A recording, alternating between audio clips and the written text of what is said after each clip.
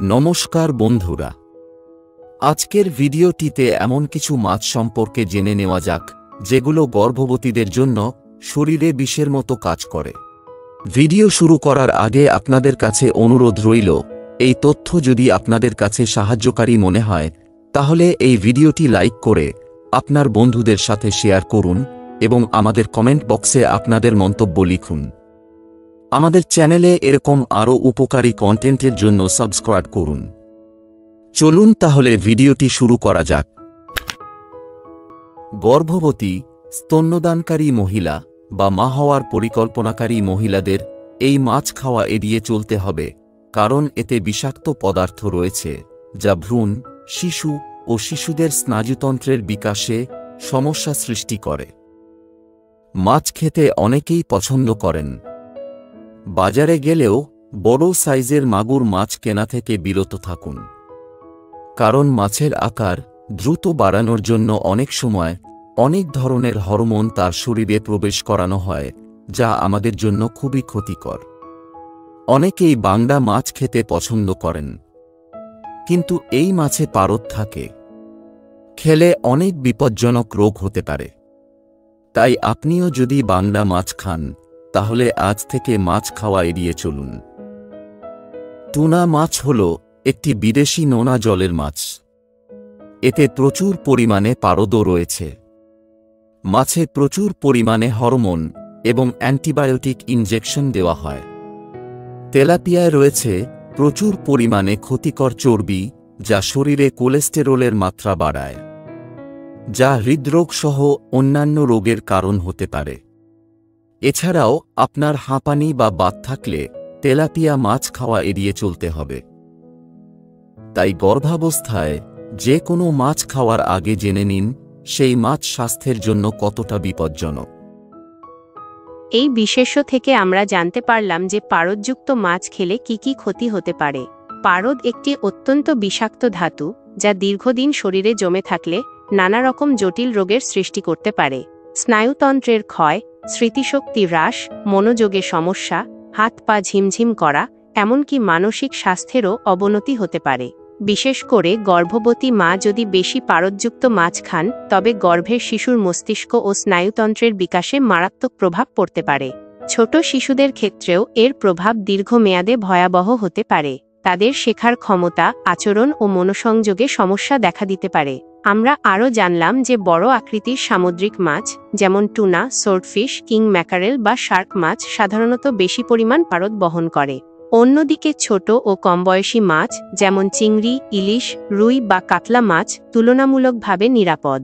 তবে মাছ সম্পূর্ণ বাদ দেওয়ার দরকার নেই, বরং সচেতনভাবে বেছে নিতে হবে কোন মাছ খাবেন আর কোনটা এড়িয়ে চলবেন। মাছ একটি দারুণ প্রোটিন, ওমেগা-3 ফ্যাটি অ্যাসিড এবং অন্যান্য পুষ্টি উপাদানের উৎস। শুধু আমাদের জানতে হবে কোন মাছ কতটা নিরাপদ। খাদ্যাভ্যাসে পরিবর্তন এনে আমরা সহজেই স্বাস্থ্য ঝুঁকি কমাতে পারি। এটি শুধু নিজের জন্যই নয়, পরিবারের প্রতিটি সদস্যের সুস্বাস্থ্যের জন্যও গুরুত্বপূর্ণ। সঠিক তথ্য জানাটাই সচেতনতার প্রথম ধাপ। আশা করি এই ভিডিও আপনাদের জন্য শিক্ষণীয় ও উপকারী হয়েছে।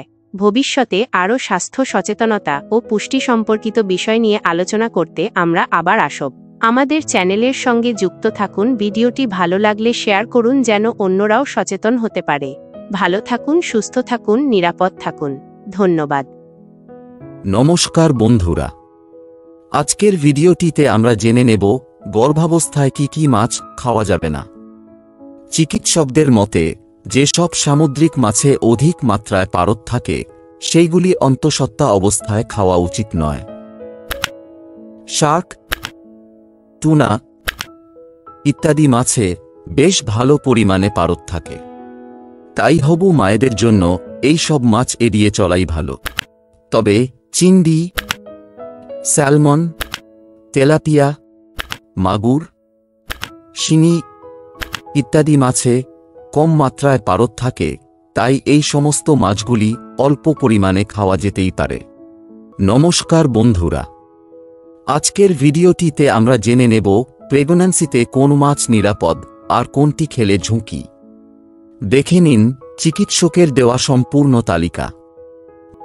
গর্ভপাত পর্যন্ত হতে পারে ভুল মাছ খেলে। তাই আগেই সাবধান হন। ভুল মাছ নির্বাচন করে নিজের ও আগত সন্তানের জন্য বিপদ ডেকে আনবেন না।